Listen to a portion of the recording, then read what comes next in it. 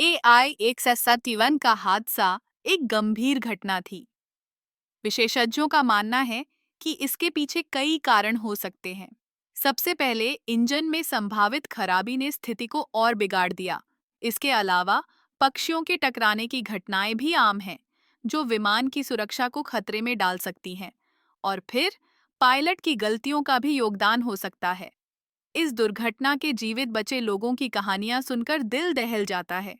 उनकी हिम्मत और संघर्ष हमें यह सोचने पर मजबूर करता है कि हमें सुरक्षा मानकों को और मजबूत करने की जरूरत है।